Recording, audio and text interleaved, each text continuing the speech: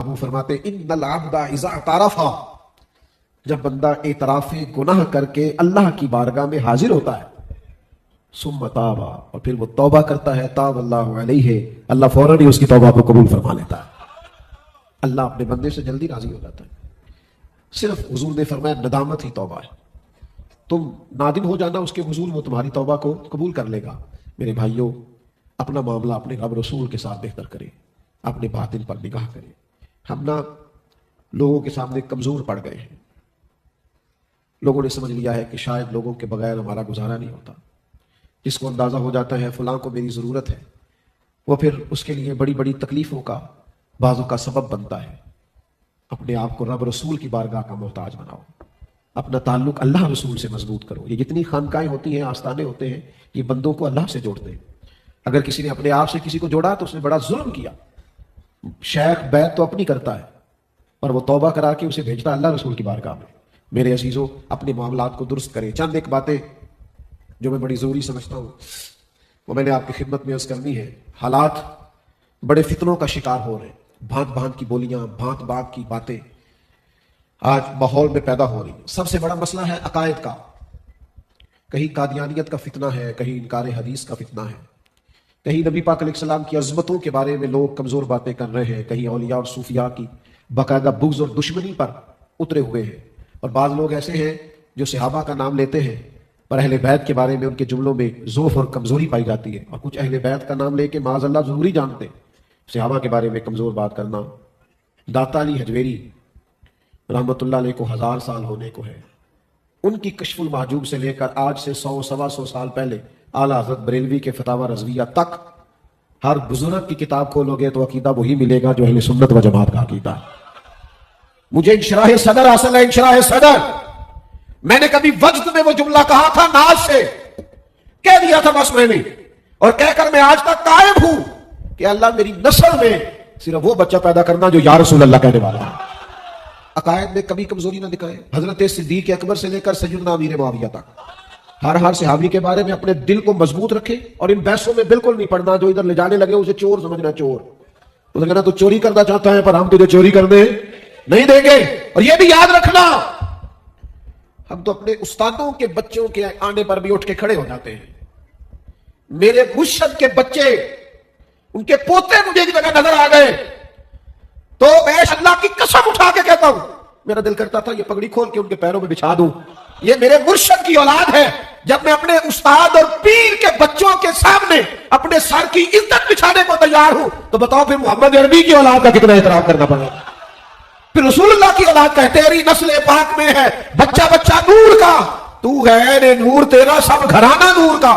خبردار، جس نے کہا سید ہے اور صحیح العقیدہ سید ہے، بس اس کے سامنے نظر جھکا دینا، اس لیے کہ اصلہ نال جے نیکی کریے اور نسلہ تاک نہیں پہنچ دے۔ حضرت عمر نے امام حسن سے کہا تھا میرے سر پر جو عزت کے بال ہیں یہ میرے ذاتی نہیں ہے، یہ آپ کے نانا کے اگائے ہوئے ہیں۔ لہذا اولاد رسول کا احترام کبھی کم نہ کرنا، اور خبردار اس بحث میں کبھی نہ الجھنا۔ ہمارا کام احترام کرنا ہے، ہمارا کام ادب کرنا ہے، ہمارا کام ہے۔ ایک نقیب وہ اسٹیج پہ شعر پڑھ رہا تھا تو بار بار فاطمہ فاطمہ، چلے خطابت میں کبھی ہم سے بھی ایسے جملے بات کرتے ہو جاتے ہیں، تو میں نے ان سے بعد میں کہا کہ وہ جو آپ کی تکرار تھی نا اس میں کچھ جگہ مجھے لفظوں کی مضبوطی نظر نہیں آئی۔ اے پائے نظر ہوش میں آ، یہ کوب نبی ہے، آنکھوں سے بھی چلنا یہاں بے ادبی ہے، تھوڑا خیال تھوڑا احترام۔ تو عقائد کے معاملے میں کبھی کمزور ہے۔ اور دوسری، میرے اپنے ہر سنگی کو میرے نصیحت ہے، میری اس خانقاہ سے وابستہ ہر شخص کے لیے اور اپنے آپ سے محبت کرنے والے ہر شخص کے لیے یہ نصیحت بھی ہے، وصیت بھی ہے، اسے یاد رکھنا۔ عقائد اہل سنت پر مضبوطی سے قائم رہنا ہے، اور دینی معاملات میں بحث کو بالکل چھوڑ دیں۔ ہم نے بحث نہیں کرنی، ہم نے رسول کائنات کی غلامی کر دی۔ ہر معاملے میں بحث، ہر معاملے میں بحث، میلاد آیا تو بحث، معراج آیا تو بحث، لنگر آیا تو بحث۔ چھوڑ دو بحث کرنا، کب تک بحث کریں گے؟ ہم نے بحث نہیں کرنی۔ کوئی بشر آکھے، کوئی نور آکھے، پہندا ہر پاسے ہوئی شور ڈٹھا، اور اللہ لالیا گل مکا دیتی تسا ہور ڈٹھا تو ایسا ہور ڈٹھا۔ ہمارے نظریات اس معاملے میں دھلے ہوئے ہیں، لہذا بحث کرنی۔ میں نا بس میں سفر کر رہا تھا تو 2-4 سیٹیں چھوڑ کے سامنے ایک صاحب نہ دوسرے کو بتا رہے تھے کہ یا رسول اللہ نہیں کہنا چاہیے، تو بیچ میں سواریاں بھی کھڑی تھی، میرے اندر کا مناظر بھی بڑا پریشان تھا کہ گنجائش بنے نا تو میں اٹھ کے جاؤں، لیکن رش ہوتا ہے نا بسوں میں کئی دفعہ تو آپ جا نہیں سکتے۔ تو وہ بندہ جو تھا نا، وہ دیسی بندے جس طرح کے ہوتے ہیں، وہ بار بار اسے کہہ رہا تھا مولوی صاحب میں تو ایڈا پڑھے ہی نہیں، میں تو ایڈا، مینوں نہیں پتا جی میں نہیں ایڈا پڑھیا. بار بار اسے دلیلیں دیتا جا رہا تھا. اب میں بڑا پریشان تھا کہ یہ سواریاں بیچ میں سے اتریں، تو میں جا کے نا تھوڑا سا پنجابی چاکی دے سنگ پساواں، پھنس جاتے تھے نا سنگ بعض اوقات. تو وہ حسن اتفاق ایسا کہ سٹاپ آ گیا اس بندے کا جس کو وہ قائل کرنا تھا نا، اس کا سٹاپ آ گیا، اسے نیچے اترنا تھا. تو وہ نیچے اترنا تھا تو اس نے وہ اپنا پرنا مال اٹھا کے کندھے پہ رکھا. کہتے مولوی صاحب کتنا ٹائم لایا جی مینوں سمجھاتے. انہیں کہ جدوں دے بیٹھے سمجھا رہا، کہندا یا رسول اللہ تیرے چاہن والیاں دی خیر ہو گئی. آپ یقین کریں، اور میں نے اپنے ہاتھ سے کہا، میں نے کہا تیرے سارے مناظرے ختم، تیری ساری دلیلیں ختم. تو اسے کیا سمجھا سکتا تھا جو جاتی دفعہ بھی یا رسول اللہ کی دہائی دے گیا ہے نا، اس کا گھر چاہے کچا ہو پر عقیدہ بڑا پکا ہے. تو کبھی بھی عقیدے کچے رکھنے تو میرے عزیز فضول بحثیں بالکل نہیں کرنی. کسی شخص سے کسی قسم کی کوئی بحث نہیں کریں، اپنے عقائد پر مضبوط رہیں. تازہ دم وہ پنجابی چاکی دا جہے پنڈ جانا نہیں، وہ اللہ تہاڈا بھلا کرے. تسی تے بابا سیانے جی ملے ہو مینوں، جہے پنڈ جانا نہیں وہ کچھ ایسے ہی بلا وجہ تفتیشیں کرتے پھرنا، ادھر ادھر جاتے پھرنا اور چکر میں پڑنا اس کی ضرورت ہے. تیسری میری آپ سے گزارش ہے، محاسبہ نفس کی عادت بنائیں. اپنا حساب روز کریں اور زبردست کر کے کریں. اپنے آپ کو روز کٹہرے میں کھڑا کریں. اپنے اندر جو قباحتیں ہیں ان کا پتہ کریں اور تفصیل کے ساتھ. وہ ایک بزرگ فرمایا کرتے تھے کہ اپنی ڈائری بناؤ اور روز لکھو کہ آج مجھ سے کہاں کہاں کمزوریاں ہوئی ہیں اور کہاں کہاں میں نے خیال کیا. رکھو اپنے تک ہی، لیکن اپنا محاسبہ روز کریں. یہ خانقاہی لوگوں کا کمال ہوتا ہے کہ وہ جمع تفریق کر کے رات کو سوتے ہیں. چوتھی گزارش آپ کی خدمت میں یہ ہے، آج کی رات کے مزاج خیر خائی کا پیدا کریں. آپ کو آج یہ پیغام دے کے بھیج رہا ہوں، کسی کا بھلا کرنے کی کوشش کریں، کسی کو اچھا سبق دینے کی کوشش کریں، کسی شخص کے کام آنے کی کوشش کریں. آپ کے فون سے، آپ کے ساتھ جانے سے، آپ کے محبت کرنے سے کوئی بندہ کسی مشکل سے اگر نکل سکتا ہے، اگر آپ کے دو جملے بول دینے سے کوئی شخص بڑے بڑے بوجھ سے بچ سکتا ہے، تو کوشش کریں کوئی آپ کی وجہ سے ٹھنڈی نیند سے ہو جائے. اللہ کے حبیب علیہ السلام نے فرمایا دین النصیحہ، دین سارا خیر خائی کا نام. کسی کا بھلا کریں، کسی کا نفع کریں. وہ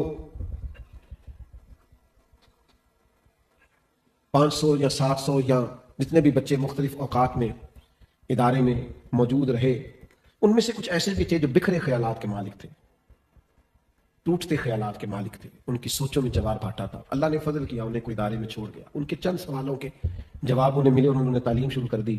ان میں سے ایک بچہ مجھ سے کہنے لگا کہ پیر صاحب آپ تو بڑا انشراح صدر ہے، اللہ کا شکر ہے. تو میں نے کہا کہ اسے کبھی نہ بھولنا جو تیرا بازو پکڑ کے تجھے یہ گیٹ کراس کرا گیا. اس نے تیرے ساتھ خیر خائی کی تھی. اس محسن کو کبھی بھولنا. خیر خائی کا جذبہ اپنی طبیعت میں پیدا کریں. نفع لینے کا نہیں، نفع دینے کا مزاج بنائیں. کوشش کریں کسی کے لیے آپ فائدہ مند ثابت ہو، آپ کا وجود نفع بخش ہو. پانچویں گزارش آپ کی خدمت میں یہ کرنی ہے کہ ذاتی سوچوں کی بجائے ملی سوچیں پیدا کریں، قومی سوچیں پیدا کریں. ذات کے بت کو توڑ کے باہر آئیں. میں ان دوستوں کو زیادہ پسند نہیں کرتا، آپ مجھ سے ناراض نہ ہوئیے گا، جو کہتے ہیں نا اکیلے میں پیر صاحب سے ملنا ہے اور ہمارے ہاں محفل میں نہیں آتے. جمعے کے خطبے میں تو نہیں آتے، لیکن وہ کہتے ہیں مجھے پیر صاحب سے اکیلے میں ملنا ہے. تو مل لیں آپ اکیلے میں. لیکن میں آپ کو ذمہ داری سے کہتا ہوں، جو انوار و تجلیات محفل کے دوران سب کو مشترکہ طور پہ خدا کی رحمت سے ملتی، کیونکہ ایک باقاعدہ محفل ہوتی ہے، تلاوت ہے، نعت ہے، بات ہے، دعا ہے. جو جمعے کی ادائیگی میں برکات ہے، وہ تنہا ملنے میں وہ سرور نہیں ہے. میں آپ کو ذمہ داری سے کہہ رہا ہوں. آپ نے ذاتی سوچیں بنا لی، میرے ساتھ ذاتی تعلق بنا. آپ ذاتی تعلق چھوڑیں، آپ دینی تعلق بنا، روحانی تعلق بنا، تربیت کا تعلق بنا، ایمان کا رشتہ بنا. سوچیں قومی سطح کی ہو، ملی سطح کی. ہماری ذاتی سوچیں ہیں. ایک ہے مثلا میں آپ کو کہتا ہوں، میں نے بہت سارے دوستوں کا میرے پاس بیعت ہونے آئے، میں نے ان سے کہا فلاں جگہ پہ بیعت ہو جائے، آپ کا ذوق کچھ اس طرح کا ہے. ہر آدمی کو میں مطمئن نہیں کر سکتا، لیکن نا کچھ کو فرق پڑتا ہے ایلوپیتھک سے، اور کچھ کو ہومیوپیتھک سے، اور کچھ کو اس دیسی دوائی سے فرق پڑتا ہے جس کو حکیم کہتا ہے کھانی بھی گائے کے دودھ کے ساتھ ہے، یعنی لبدا پھر پاویں ساری دیہڑی کا عادت ہوتا. لیکن وہ حکیم صاحب کا نسخہ ہے، وہ تو بھائی ان کی مرضی کے مطابق ہی. اس لیے کسی کو فرق پڑتا ہے قادریہ طریقے سے، کسی کو نقشبندیہ سے، کسی کو چشتیہ سے. تو رستے سارے ایک ہی ہیں، چاہیے شفا ہی سب کو. کرنے کا کام یہ ہے کہ آپ قومی سوچیں پیدا کریں. قومی. لاہور میں 2 بزرگ ہوتے تھے، خواجہ بلاول رحمۃ اللہ علیہ، حضرت میاں میر رحمۃ اللہ علیہ. تو بادشاہ وقت نے نا کچھ نذرانہ دیا حضرت میاں میر کو، تو آپ نے قبول کر لیا. پھر حضرت خواجہ بلاول سے ملاقات ہوئی تو ان کو کچھ نذرانہ دیا، انہوں نے کہا نہیں مجھے ضرورت نہیں ہے. تو بادشاہ کہنے لگا وہ حضرت میاں میر نے تو قبول کر لیا ہے. تو اب آج کل کا درویش میری طرح کا ہوتا تو کہتا جی وہ دنیا دار ہے، میں تو اللہ کا کامل بندہ ہوں. وہ تو مال بناتا ہے، اس کے بعد گاڑیاں ہیں، وہ تو یہ کرتا ہے، وہ تو وہ اس طرف شروع ہو جاتے. تو خواجہ بلاول فرمانے لگے اصل مسئلہ یہ ہے کہ میں تنہا آدمی ہوں، خواجہ میاں میر رحمۃ اللہ علیہ تو بہت سے طلباء کو لے کے چلتے، ان کی خانقاہ پہ تو ہمیشہ درویشوں کا رش رہتا ہے، ان کے تو خرچے بڑھے، انہوں نے قبول کیا، اپنے لیے نہیں کیا، دین کے کسی کام لگائیں گے۔ تو وہ کہتے ہیں کچھ عرصے کے بعد میری دوبارہ حضرت میاں میر سے ملاقات ہوئی، میں نے کہا حضور آپ نے نذرانہ قبول کر لیا تھا، خواجہ بلاول نے قبول نہیں کیا۔ تو کہتے ہیں وہ مجھے کہنے لگے میرا ابھی تھوڑا بہت کہیں دنیا داری سے پیار ہے، اس کے دل کو اللہ نے بالکل اپنی طرف مائل کر لیا۔ ان لوگوں کی سوچیں ذاتی نہیں تھی، قومی تھی، ملی تھی، عالمی تھی۔ مسلمان عالمی بات کرتا ہے، عالمی، قومی۔ نبی پاک علیہ السلام نے یہ نہیں فرمایا تھا کہ ہم مکے کو صرف مضبوط کریں گے، صرف مدینے کو مضبوط کریں گے۔ حضور نے فرمایا میں ایسا انقلاب لے کے آؤں گا کہ ایک خاتون مقام ہرا سے پیدل چلے گی اور آ کے مکے کا طواف کرے گی، اسے سوائے اللہ کے کسی کا ڈر نہیں ہوگا۔ ملی سوچیں پیدا کرنی ہے ہم نے ذاتی سوچیں پیدا نہیں کرنی۔ قومی کام کریں، ملی کام کریں۔ مجھے اچھی طرح پتا ہے یہ بڑا ٹینشن کا کام ہے مدرسہ بنانا، اور بڑا مشکل کام ہے یہ۔ میں بہت سارے ایسے لوگوں کو جانتا ہوں بڑے زبردست خطیب ہیں، لیکن کسی اچھی سوسائٹی میں رہائش رکھتے ہیں، تقریر کر کے آئے، آرام سے رات کو سوئے، صبح 3-4 بجے تک ان کا موبائل نہیں کھلتا۔ لیکن میں اگر صبح 3 بجے بھی کہیں سے آتا ہوں تو 9 بجے ادارے پہنچتا ہوں۔ یہ سر درد ہے، اور طلباء سے گزارا کرنا کوئی آسان کام نہیں ہوتا، مشکل کام ہے۔ آپ کے پاس 700 بچہ ہے تو 700 مسئلہ بھی ہے، 1200 بچہ ہے تو 1200 مسئلہ بھی۔ تو اگر ہم نے ملی کام کرنے ہیں تو پھر میری جالے کار تیار۔ تو آپ سے میری اپیل ہے چھوٹی بات کبھی نہیں کرنی۔ اقبال کہتے ہیں بازو تیرا توحید کی قوت سے قوی ہے، اسلام تیرا دیس ہے، تو مصطفی ہے، تو نے بڑی بات کرنی ہے، تو نے دائروں میں بند نہیں ہونا۔ چھٹی گزارش میری آج کی محفل میں آپ سے یہ ہے، اللہ کی ذات پر کامل ترین بھروسہ کریں۔ آپ کے حصے کا رزق کہیں جا نہیں سکتا، جو آپ کے گھر آنا ہے اسے کوئی دوسرا لے جا نہیں سکتا، جہاں رب نے آپ کو کھڑا کرنا ہے وہاں کوئی دوسرا کھڑا ہو سکتا۔ توکل مضبوط کر لیں، ساری ٹینشنیں دور ہو جائیں گی۔ میرے نبی پاک صلی اللہ تعالیٰ علیہ وسلم نے فرمایا اگر تم اللہ پہ بھروسہ کرو گے نا تو اللہ تمہیں اسی طرح رزق عطا کرے گا جس طرح پرندوں کو عطا فرماتا ہے۔ وہ صبح بھوکے نکلتے ہیں، شام کو پیٹ بھر کے گھر آتے ہیں۔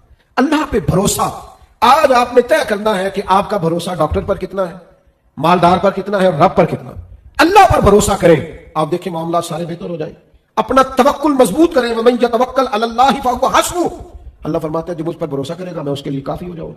اللہ کی ذات پر آپ نے، داتا گنج بخش علی اجمیری رحمۃ اللہ علیہ نے لکھا ہے، ایک دفعہ قحط پڑ گیا تھا ایک علاقے میں، سب لوگ پریشان تھے، ٹینشن تھی، مہنگائی، پریشانی، قحط۔ ایک غلام نہ گھر سے تھیلا لے کے آیا، کسی کا غلام تھا، ملازم تھا کسی کا، اور بڑا اچھلتا کودتا، اٹکیلیاں کرتا، ہنستا مسکراتا، سامان خریدا اور واپس جا رہا ہے۔ اب مسئلہ یہ ہوتا ہے کہ سب پریشان ہو تو ایک بندہ اس طرح اچھلے کودے تو اچھا نہیں لگتا۔ تو لوگوں کو غصہ آیا، کہنے لگے سارے لوگ پریشان ہیں، قحط ہے، حالات خراب ہے، تجھے کیا خوشیاں چڑھی ہوئی ہیں؟ تو وہ کہنے لگا تم ہوگے پریشان، جس آقا کا میں غلام ہوں نا، جس کے گھر میں ملازمت کرتا ہوں، اس نے ذرا گندم ٹائم پہ اسٹاک کر لی تھی، اس کے بڑولے بھرے ہوئے ہیں، لہذا ہمیں کوئی ٹینشن نہیں ہے۔ داتا علی اجمیری فرماتے ہیں جتنا اس غلام کو اپنے آقا کے بھرے بھڑولوں پر توکل تھا نا، یقین تھا، اگر اتنا بھی تجھے اپنے رب کے بھرے ہوئے خزانوں پہ ہو جائے نا تو یہ تیرا ڈپریشن ہے، تیری جو ٹینشن ہے، جو تیرے مسئلے، میں منع نہیں کرتا۔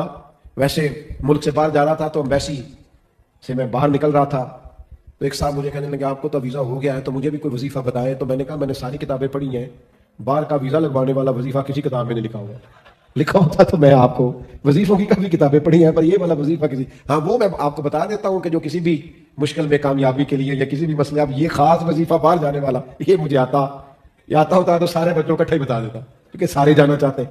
وہ مرزا غالب کا ایک دوست تھا، ملک سے ایک شہر سے دوسرے شہر جا رہا تھا، تو مرزا صاحب چاہتے تھے جائے نا، تو کہنے لگا نہیں میرا یہاں کام نہیں چلتا، میں نے لکھنؤ میں جانا ہے دلی سے ہجرت کر کے۔ تو مرزا صاحب اسے کہنے لگے اچھا لکھنؤ کے خدا کو میرا سلام کہنا۔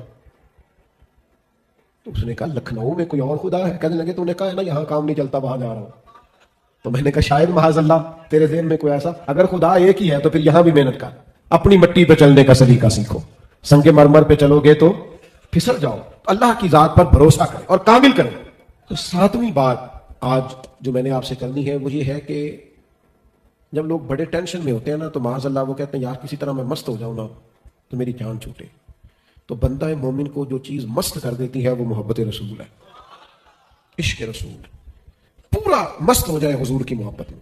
رات کو درود پڑھیں، سیرت پڑھیں، جو حضور کے فضائل سنائے نا بندہ اس کی بات ذرا غور سے سنیں، جو نبی پاک علیہ السلام کی بات کرے نا اس کی بات ذرا محبت سے سنیں، حضور کے فضائل، کمالات، درود و سلام، اور مدینے جائیں تو بھول کے جائیں سارا زمانہ، چھوڑ کے جائیں ساری دنیا کے معاملات، اور حضور کی بارگاہ میں جائیں تو بس دل اور روح کے ساتھ جائیں. اور وہ مجھے نا ایک دوست ہے ہمارے, یہ کام کرتے ہیں وہ ٹریول ایجنسی کا, تو میں اکثر ان سے پوچھتا ہوں آج کل ٹکٹ کتنے کی ہے. تو ایک دن مجھ سے کہنے لگے جاتے آپ کبھی کبھار ہیں سال میں ایک آدھ دفعہ؟ پوچھتے ہر روز ہی ہیں. تو میں نے کہا میں چاہتا ہوں مدینے کی بات ہوتی رہے. وہ ایک شاعر نے کہا تھا نا, رب جانے سونے محبوبہ تیرے شہر دیاں کی لذتاں نے, ایک رون جنہاں نے ویکھیا نہیں تے ایک رون دوبارہ جامل نے. ایک تے رون نہ جنہاں نے ویکھیا نہیں تے ایک رون دوبارہ اللہ نے پہنچایا سرکار کے قدموں میں. صد شکر میں پھر آیا سرکار کے قدموں میں, اور ہر سال سلامی کو سرکار بلا لیجئے, یہ عرض بھی کر آیا میں سرکار کے قدموں میں. خوب حضور کا پیار, خوب یہ ذائقہ پیدا کرنا ہے محبت رسول کا. یہ ہم ہر روز نعتیں کیوں سنتے ہیں, ہر روز نعتیں کیوں پڑھتے ہیں, نعت پہ جھومتے کیوں ہیں؟ ہم چاہتے ہیں عشق رسول پوری طرح سینے میں اتر جائے.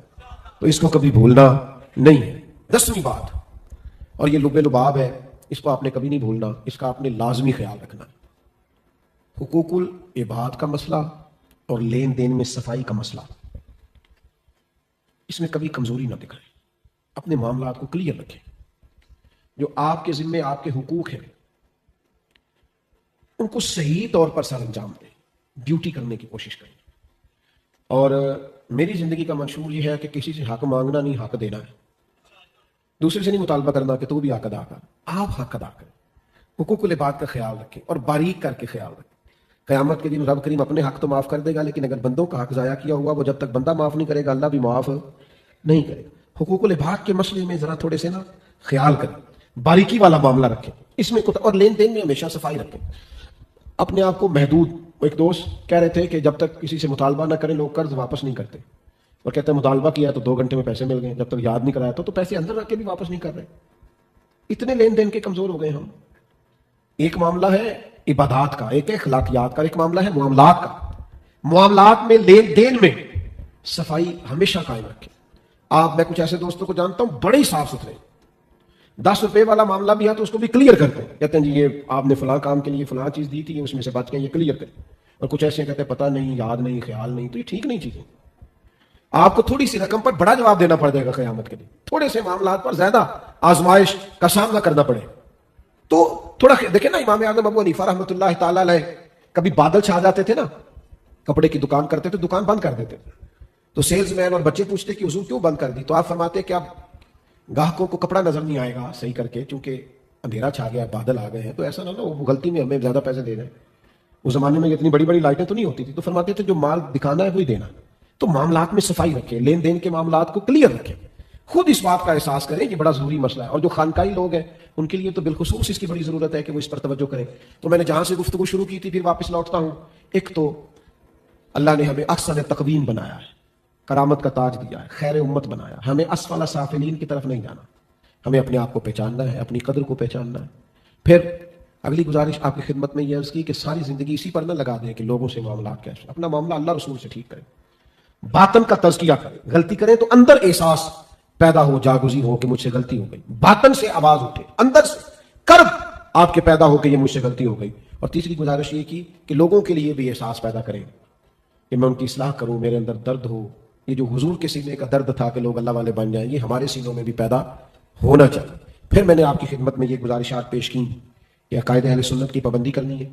یہ 10 باتیں آج کے اس اجتماع کا لب لباب ہے. عقائد حقہ کی, عقائد اہل سنت کی پابندی کرنی, فضول بحث سے اور بے موقع بحث سے ہمیشہ بچنا ہے, محاسبہ نفس کی عادت بنانی, خیر خواہی کا مزاج پیدا کرنا, ذاتی کی بجائے قومی سوچیں پیدا کرنی, اللہ کی ذات پر کامل بھروسہ ہو اور دروازہ رسول سے وابستگی ہو, عشق رسول ہر وقت سینے میں مجزن ہو, اس کا مزاج پیدا کرنا ہے. کوشش کرنی ہے کہ عبادت کی لذت حاصل ہو, یعنی سجدوں میں ذوق آنے لگے, تلاوت میں ذوق آنے لگے.